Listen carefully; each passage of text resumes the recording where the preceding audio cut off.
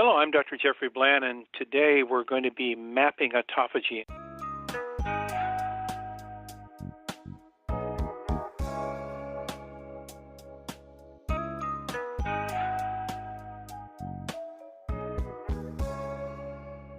Welcome to the 15-Minute Matrix. I'm Andrea Nakayama, functional medicine nutritionist and your host. This is the podcast that brings you bite-sized insights and lessons on how to use the most important tool in functional medicine and functional nutrition. Today on the 15-Minute Matrix, I'm thrilled to be speaking with Dr. Jeffrey Bland. Jeffrey Bland is a name you likely know well. He's been an internationally recognized leader in the nutritional medicine field for over 35 years and is known as the father of functional medicine for his ability to synthesize complex scientific concepts in a manner that is both personable and accessible.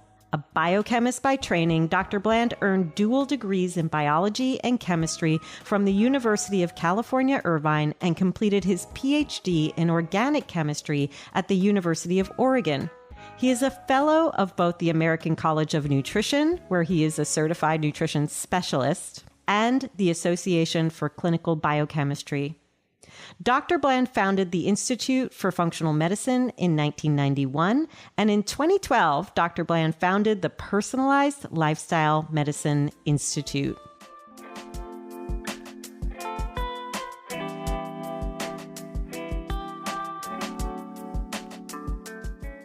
Welcome to the 15-Minute Matrix, Dr. Bland. What an honor to have this opportunity to speak with you today. Well, I can't tell you how privileged I am to be with you today, so let's see what we can do together. Let's do it. So we're talking about autophagy, and I'm wondering if you'd be willing to take us into some of the biochemistry involved in this process and what it means for us as healthcare practitioners aiming to support positive outcomes in our patients and clients. The term autophagy is kind of a new term to a lot of people because it laid kind of in the weeds of cellular biologists and in the domain of kind of scientists that were really probing the inner workings of how cells do their work. It's been around as a term for, many decades. The terms are really derived from the concept of phagy, which is really talking about how debris is eaten up and consumed and reabsorbed. This is a process that cells have been found to have that allow themselves to rid kind of damaged materials that may be clogging the cell and remaining as a functional cell that's not congested with cellular debris from proteins or nucleic acids or whatever. And the process was found to be residing within an organelle of the cell, knowing that cells have all these different little mini organs, and this organelle is called the lysosome. And the lysosome has specific types of functions that are related to enzymes that are expressed within in that organelle that are autodigesting enzymes that basically cut up the debris from damaged cellular materials and make it able to be resorbed and allow the cell to kind of regenerate itself. So autophagy is a process of cellular renewal. Right. It's different than that of, say, cell death, which could occur by other processes that actually lead the cell to extinguish its function. In this case, it's really kind of regenerating healthy function. The process of autophagy is critically important in virtually every cell to maintain its cellular function over time, knowing that not every material in a cell maintains its integrity without some help along the way because of natural processes. It could be free radical oxidation. It could be glycation or different things that modify proteins over time that need to be recycled, so to speak. So autophagy is a natural process that relates to health and vitality. In an extreme, however, like is the case with any young process in our bodies, there's always an upside, but there can be a downside. So autophagy, if it's overly activated, it can actually start having collateral damage and actually injuring host tissues that are healthy. So again, it's everything in balance at the right time, at the right place, with the right amount. So the regulation of autophagy and its control is centrally important for maintaining the function of virtually every cell. It's kind of fascinating because you're talking about a cell's function and you're talking about regulation. And you also recently had a post that I loved that talked about prevention. Prevention is a hard thing to quantify. How do you know you prevented disease you never got? Are we talking at that level when we think about how we as clinicians think about autophagy? Yes, I think that's a really good point. The reason that I believe that the emergence of extended biomarkers has become so helpful in our field is that it gives us a window into kind of understanding what's going on at the cellular or the tissue level at levels that we may not be seeing yet at the clinical level where a person is experiencing certain kinds of adverse symptoms that might be associated with the disease process. So by looking at certain biomarkers, it kind of gives us a glimpse inside cells as to what is really going on well before we might get to terminal pathology leading to apoptosis or cellular death. And the biomarkers that are associated with lysosome activity and autophagy are ones that relate to things like inflammatory markers and relate to cell myogenic markers and to cell signaling markers in terms of things like insulin signaling.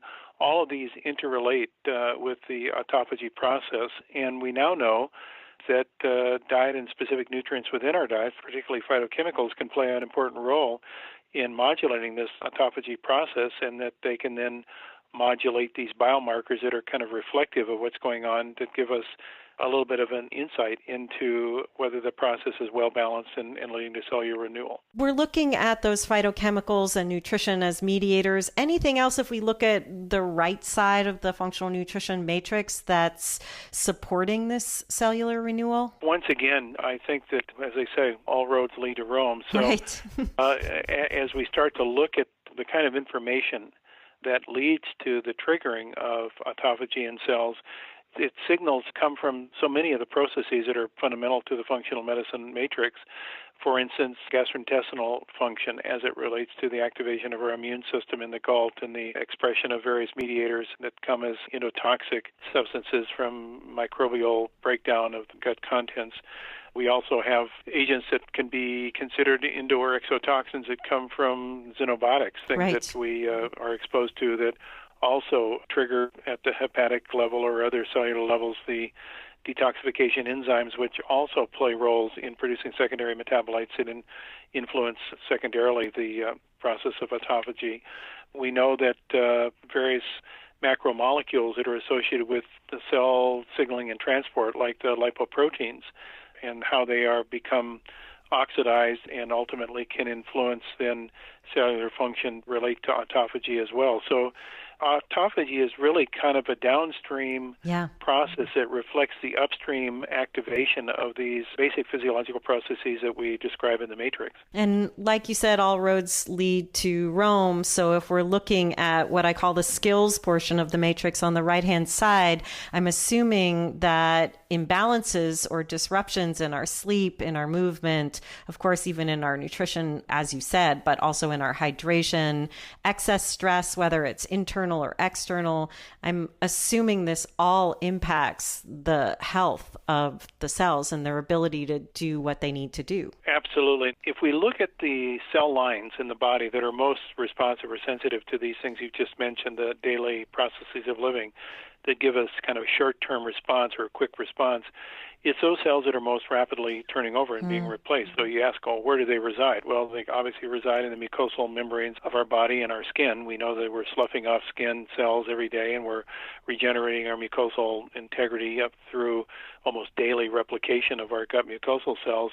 But another place that is not so often thought about, but is equally important, and maybe in some cases even more important, is our bone marrow cells, our hematopoietic system, which are responding to our environment in very real ways. And as you know, all the subpopulations of our immune cells as well as our red blood cells come out of our bone marrow. And our bone marrow is actively in communication with how we look, act, and feel and how we live our lives and all the things that you just mentioned that modulate then bone marrow cell function differentiation into these subpopulations and the rather control of the integrity of the cells that are derived out of the bone marrow, how many of them are proteins are mutated or injured by oxidative injury, and how does that collect personality in our immune cells that can lead to inflammation.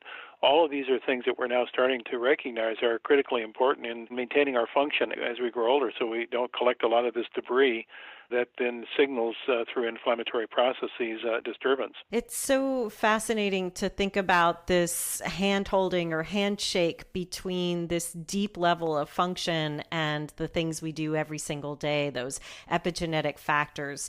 When we think about the epigenetics and we go to the genes or those antecedents, are there things that might have primed somebody or specific SNPs to have more of a problem in this area? Oh, that's a really excellent question. As you probably have seen recently, there has been more and more deep diving into where are the most common mutations within those regulators of epigenetic function that regulate how our genes are expressed. And there's a couple of things that are emerging. I think this is probably early stage understanding, but I think it's important. The gene called TET2, which is the 1011 translocase gene, is a very important gene that is involved with epigenetic signaling and regulation of the structure of our chromosomes, our genome, that allows for proper genetic expression.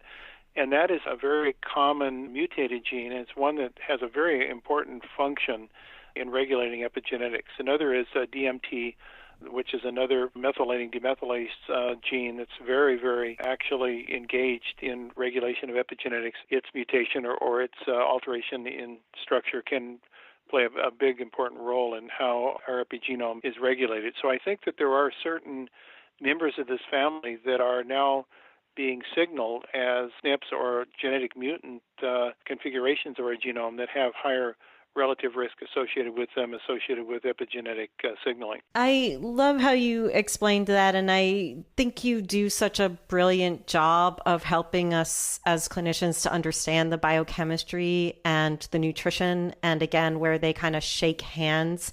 If we're thinking clinically through the lens of autophagy and how we can be addressing that upstream factor, where would you direct us as clinicians? Is it to look at the extended biomarkers? Is it to be embracing these everyday epigenetic factors first and foremost? What can we do to help clinicians to really come into our powers of making change? I think the biomarkers are a little bit like the smoke that leads us to think that there's a fire somewhere. We're not sure exactly where the fire is, but we know the smoke indicates there's a fire. And so then it kind of leads us into asking, well, where might be the source of the fire and what part of the body and what's creating this combustion process? The genome and the epigenome, what we're doing now to study genetic diversity at the SNP level, helps us to interrogate where the origin of the fire might be based on that person's unique genetic personality. Also, this new work that's ongoing to look at methylation patterns of the genome, which now there are laboratories that are actually starting to look at global methylation of the genome of white cells. And the reason that white cells are very useful is that, as I mentioned, they're part of the system of cells that are rapidly turning over, so they're more reflective of things that are going on in the real time that can influence our function. So I think the combination of the biomarkers as kind of the smoke with looking then to where the fire might reside based on our genetic uniqueness gives rise to a much more quantitative approach towards the functional medicine model. So we can start personalizing, knowing that no one therapy is best for everybody, that we need to understand individual susceptibilities and uniquenesses. So when we start then asking what kind of things influence this, we find that there are emerging certain families of phytochemicals. Berberin has been found recently to have a really interesting effect on these genes that I mentioned that can become mutated that control epigenetic signaling. We know resveratrol through not only mTOR but the AMP kinase pathways. We know that epigallocatechin gallate from green tea. So we're starting to recognize how specific phytochemicals actually modulate some of their role through signaling through these various pathways that are associated with the fire that leads to the smoke that we call cellular injury. Beautiful. Is there anything else you would want listeners to know when thinking about autophagy? Yes, I think the other thing that we've started to see, which is pretty exciting, is this development of the fasting mimicking diet or the ketogenic diet or time-restricted feeding and the relationship it has to this process. And I think this is one of the major fundamental breakthroughs that's happening from a nutritional perspective is regulation of cellular function at this fundamental level of autophagy. Walter Longo's work on the fasting mimicking diet, Satyananda Panda's work on time-restricted feeding and the circadian cycles and temporal eating, these are really kind of very powerful new discoveries as to how diet and periodicity of eating plays a role in modulating these fundamental processes.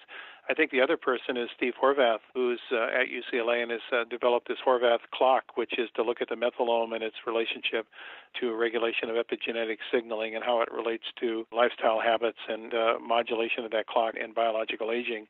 So all of these things are on the frontier, I think, of where the new science is taking us and how important nutrition is in modulating these functions at levels far greater than we would have even known 5 years ago. Fantastic. We will link to all of those brilliant people in the show notes. And speaking of brilliant people, I'm so grateful for all the work you do for all of us, Dr. Bland, making these connections and these associations and leading the way for a new kind of healthcare. Well, the same goes right back to you and all that you're doing. This is a part of spreading the news and getting people to recognize that we have a lot more control of our health than we previously understood, and that eating is more than just a prevention of deficiencies. It's actually the activation of friendly genes to do the work for us for 100 years of good living. Thank you, Dr. Bland. Thank you so much. Really a pleasure.